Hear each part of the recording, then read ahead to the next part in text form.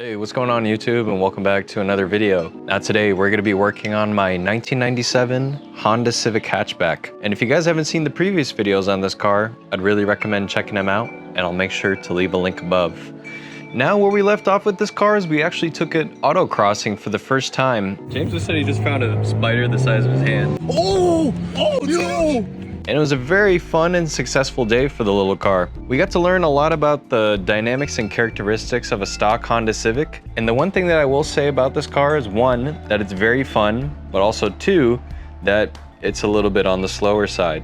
But I don't think there's anything wrong with that, but I think that there's a lot of potential in the suspension setup itself. Now in its completely stock form, it needs a little bit of attention, and I noticed that you guys were asking me about stuff like the passenger headlight, and that is actually going to be for the next video. But the main focus of today that I want to really sink my teeth into is the fact that this car has no air conditioning as of now, and I'm going to try my best today to see if we can troubleshoot it. So I'm going to give you guys a quick rundown of what's happening with the AC in this car. So what happens is when you fire it up and you turn on the AC for the first 5 or 10 minutes, it actually works wonderfully. It's very nice and cold in the cabin, and then you can set off and drive it and it seems okay. But then the compressor starts making some very strange noises. And what I found out is that it's called short cycling. Now what the compressor is doing is it's cycling on and off in a very rapid succession. And that can mean a lot of different things. That can mean that the AC is either undercharged or overcharged, or it could just be the fact that the whole AC compressor unit needs to be replaced. But before me going out and having all the AC Freon evacuated and then me replacing the compressor, I thought I would just roll the dice here and see if I could do a little bit of a DIY job of seeing if it's not actually the compressor and maybe it's just it being low on Freon gas. In older cars, they use R134A.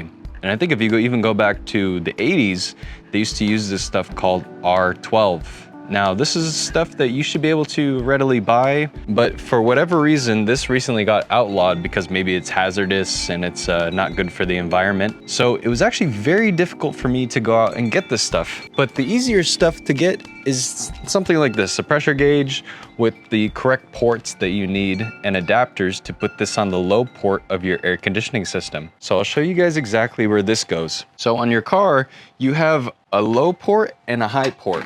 And I believe it all just has to do with pressure. So as you can see, it's clearly indicated on this car that it's gonna be the high port and then the low port. And what you essentially do is you're gonna puncture the top of the can with this threading over here. And I think, unfortunately, these are kind of like a one-time use sort of deal. So once I puncture this can, we're gonna just put as much Freon gas as we need into the car and see how it behaves. And then this will tell us the correct pressure that we wanna have in here, because again, you don't wanna overcharge this because it may just give you the same exact issue that we're experiencing. So essentially all you have to do is you hook this up, you turn on the car, and you make sure that you have it on recirculating and you have the air conditioning on high. And then all you're gonna do is you're gonna stand there, and I would advise maybe getting some gloves because this stuff is definitely not the best for you. I think you'd actually be okay not having gloves on, but I think just for this experiment, I'm gonna put some gloves on just to be safe.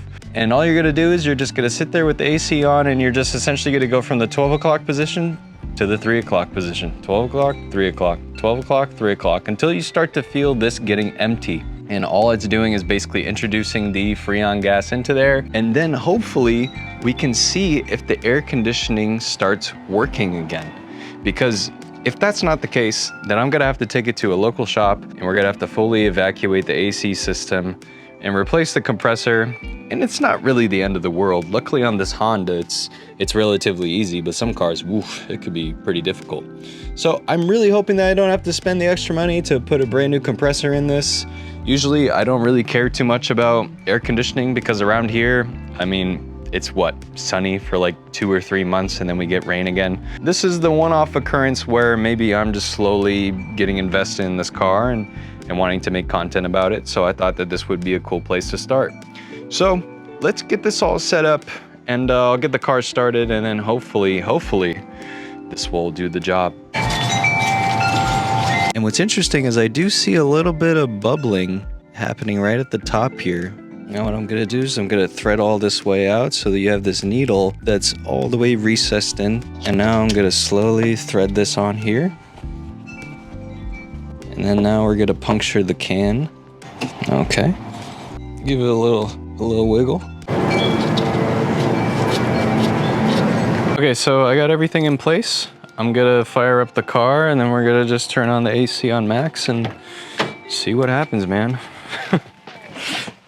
I mean, I don't know why I'm so nervous, but hopefully it's good.